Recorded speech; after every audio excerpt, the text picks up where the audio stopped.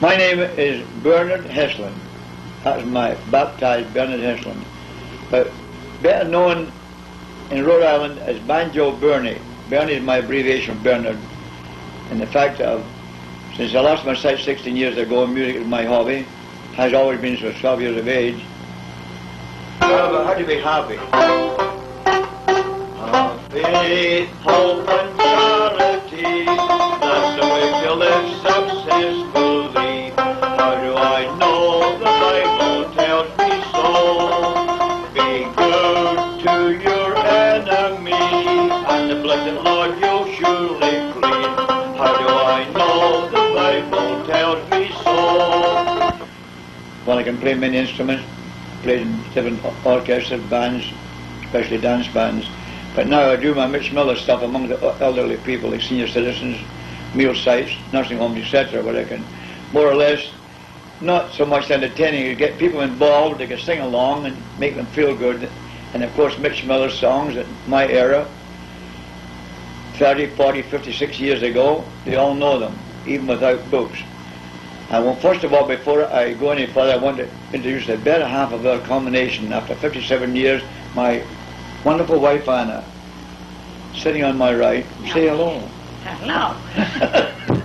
So anyway, and you notice she's got nice blue eyes. She's what you call an Irish colleen. Her name was Darcy, and we got married when I was 27 and she was 23. And now by mathematics, that makes her 80 and me 84 years young. Get that one, right? Years young. Years young.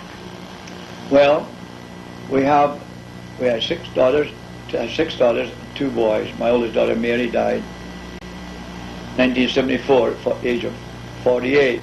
We have 40 grandchildren, 1 great grandson. So I thought you have to know my pedigree and appreciate how we have lived a happy life. Well, I don't want to deviate from what I was going to say, but we've covered a great deal, nearly 100 years, as far as advancement is concerned in the world. As far as you starting off with, we saw the coming of the plane, of the automobile, silent movie, the talkies they called them, then the regular movie, and then above all the TV. We've seen, and of course we've seen the day when you leant over a tub to wash with a washboard, to the day where you can just press button. We have what they call a press. We have lived to see the marvels of the press button age, from absolutely crude methods. You could go back 200 years. You don't have to go back as far as that. Just go back a turn of a century. Hadn't much improved in the 200 years of American history previous to that. But that, from 1900 up till now, especially 1930, 1940, and in the 50s, that was the beginning of all the wonderful things we have today to make our life more enjoyable. Just to give you an idea of how the TV relates to people of our age and older, Anna, tell it about your mother, how much she was opposed to TV before we got one, and what happened. Yeah, all right? Yeah, sure. All right. Well, the TV had just really come in, and Ma loved the radio because she used to listen to When a Girl Marries and all these soap different operas, soap operas, and she didn't like the idea of TV coming in because with the radio you could use your own imagination with these stories, and with the TV you just have to take what they give you. Yeah. So anyway, this day Bernard come in and he says, Anna, he says, you know, where's Ma? And I said, she's up having a nap. Well, he said, I'm glad of it because you know what? He says, I'm having a TV come in. Well, and I'm glad she's asleep because after all she can't put it out when it gets in here. So anyway, when she come downstairs, there was the TV going, and she looked at it, and of course the voice was talking, you know. She was absolutely thrilled at it. She sat down, and she was there for the rest of the evening. She loved it. And you know, Kate Smith, Kate Smith was on then, and Kate was lovely to her. She used to look over at her and she'd smile. Every time Kate Smith came, she smiled at Ma. So Ma loved Kate Smith. Did she dress special every day? She always had to have a special dress on, so that when Kate could come on and see her, So her it was absolutely real life. Yeah. And of course I might incidentally mention the fact that Anna's mother was a widow and lived with us for 25 years after we got married until she died. Yeah. And that's how it happened to be. She was there. Yeah. But she enjoyed it, television, just the same as if the people on there were alive. In fact, yeah. the studio audience is waving, and Ma always thought they were waving at her, and she waved back. Yeah. You couldn't get away from her after that. Yeah. She never missed any stories. Yeah. I came from Scotland right after the First World War, 1919. Things were at a standstill. That's why most of us came out to the wonderful country of America. But we lived through two real bad depressions where people could not get work, public works, PWA, etc. But it took a real great imagination, but it provided the necessary things to keep people alive, give them things to do. And I think myself this could be the solution of the present day unemployment, which is so high today. I was a cotton dyer, and it started off in Lowell, New England being the centre of textiles, but like that, they started moving down south. I went from Lowell to Manchester, to New York, to Westerly, Rhode Island, Slatersville, and latterly the Fruit of the Loom, where I finished up 16 years ago. But I must say, I say God bless America, all ending of all my programs, because I mean it, in spite of all its hardships and what have you, it's still the most wonderful, generous country in the world. God bless America, land that I love. Stand beside her and guide her through the night with the light from above. And I must say, I am most grateful, because not only I never lost one day's work in all the years until I lost my sight. People like me, what we call handicapped, I don't think there's a country in the world that provides all the things you need. I can go back to school. There's nothing I can't have, I can't do to improve my condition. That goes for whether you're blind or deaf or in wheelchairs. America is absolutely the greatest, wonderful country in the world at taking care of people disabled or handicapped. So I say God bless America with all my heart. Did you ever work outside the home, Mrs. Heslin? You never did, no. No. I wouldn't let her. She had enough to do to take care of 8 kids. No, she didn't. No, she was a homemaker, and that's her strong point. Oh, tell her about yourself. She loves to be. That's how we get along so good. She does her thing, I do mine. She loves home. People coming in, kettle's always on. Tell them about it, Anna. Yeah, well, that's it. Yeah, that's it. Always get the red carpet, because she loves home, and that's the way it's been. So, And I love to see you go out, and I'm never mad at you for going out either. No. As long as you don't ask me to go with you, see? see, that's So it. that's why we're... That's how we get along so good, because she knows I don't if she get mad at me, I just leave home. So anyway, the telephone rang this day, and Johnny said to me, oh, I said, go answer it, Johnny. Nobody ever calls me. So Johnny answers. He says, Anna, I can't believe it, but this voice, it's the voice of a fella, and he wants to talk to you. Oh, and I went. He says, well, do you know who this is? Sure, I knew his voice right away. Who wouldn't know it? Once anyone heard Strange, I don't Bernie's understand voice and Scott Dad's Saxon. voice, they know. So I said, yes, I know who it is. Well, he says, I just called up to find out if I could come over to see you next Sunday night after benediction. I said, yes, you can. So Mom was thrilled. I said to me, now Anna, listen, don't you tell Bernard that you don't like to go out to parties. You know, he's a Yes. very respectable fellow.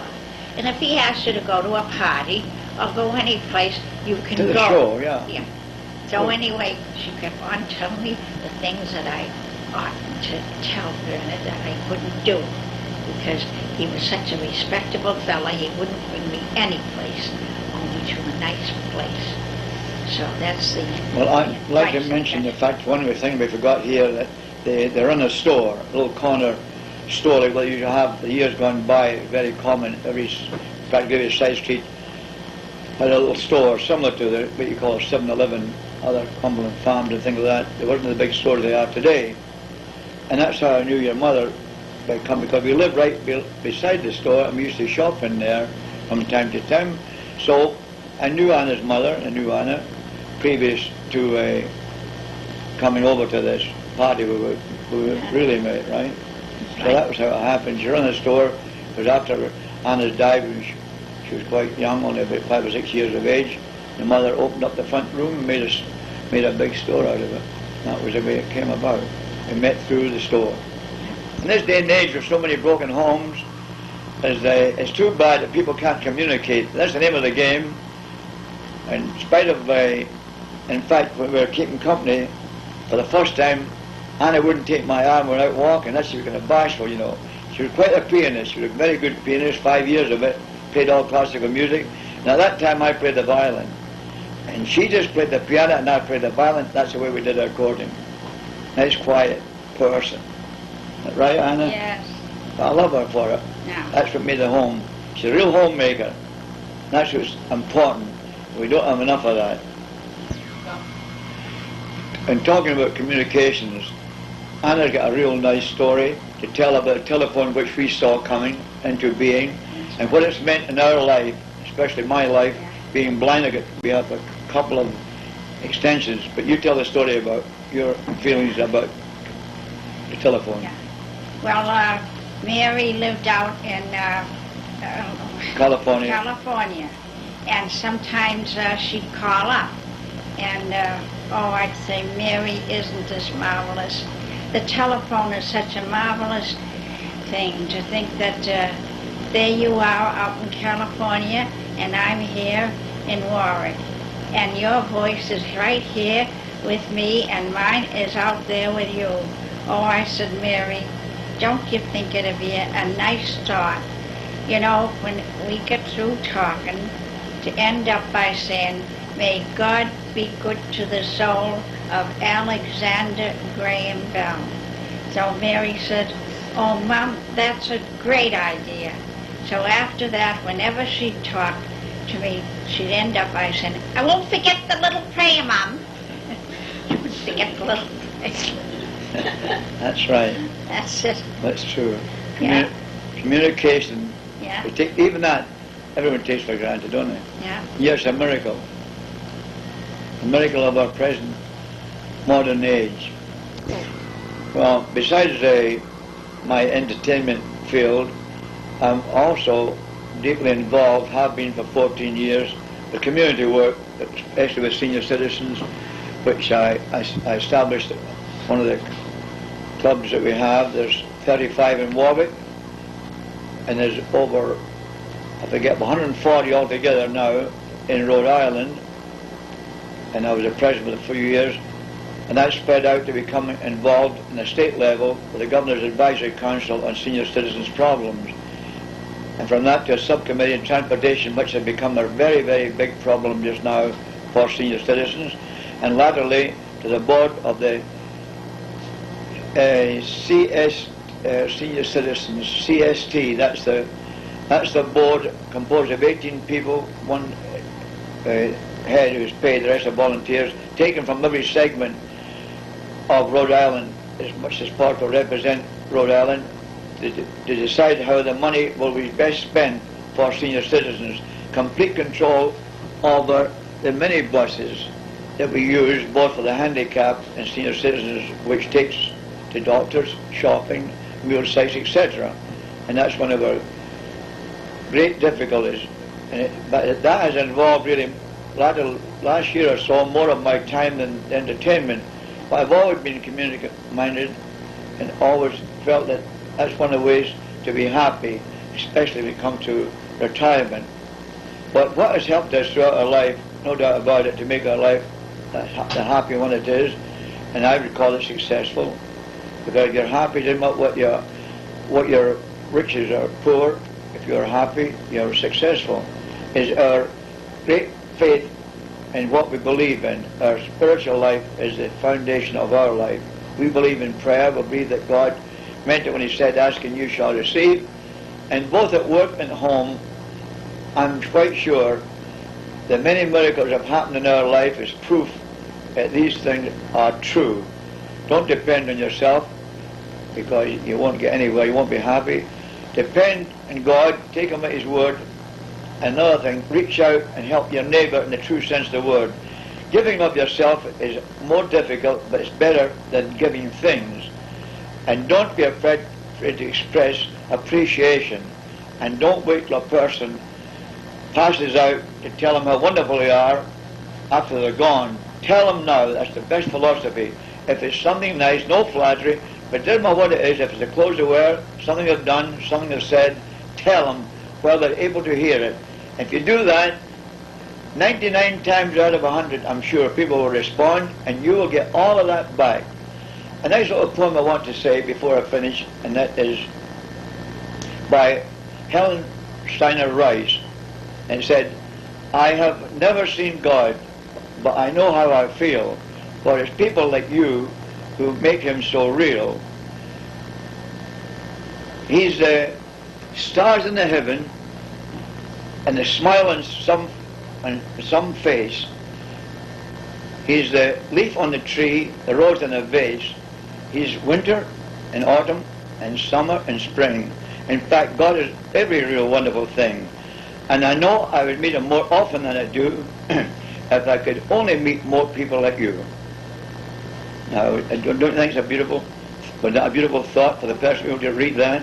And it's true. If you take a stranger, they may be a stranger for a little while, but a stranger is only a person that you've never met, and a great possibility of becoming a great friend. So treat people the way you would like to be treated, and don't be afraid to let them know how you feel. Tell people, if you love them, tell them you love them in the proper sense, but be helpful, help your neighbour, and keep smiling. That's the main thing. When you're smiling, the whole world smiles with you. That's one of my favourite songs. Now I want to give you a little sample of what I mean, and I want you all sing along with me, and you'll feel better. When you're smiling, oh, when you're smiling, the whole world smiles with you. Oh, when you're laughing, oh, when you're laughing, the sun comes shining through. But when you're crying, you bring on the rain from the side. Be happy again when you're smiling. Keep on smiling, the whole world will smile with you. Okay, now I want to end up my program with a little fatherly advice. I think I'm in a position to do so, my age, my record. And this, to be happy, and we all strive for happiness. It's rather elusive, but if you just follow a few simple rules, be good to your friends. First of all, start at home. Have a good home life. Don't be afraid to say you love your family, and they'll return it back to you. Become involved everywhere you can to help others. Be unselfish. Give of yourself freely, and you'll always be happy. Learn to laugh at yourself, and learn to laugh, period. There's a nice little song. It's only a short one. I'll play it for you. How to be happy. Faith, hope, and charity, that's the way to live successfully. How do I know? The Bible tells me so. Be good to your enemy, and the blessed Lord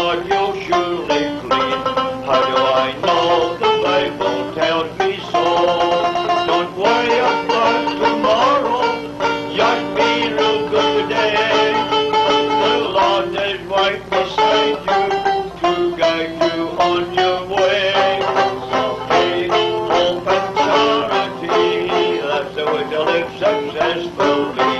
How do I know? The Bible tells me so. So that's it. That's it.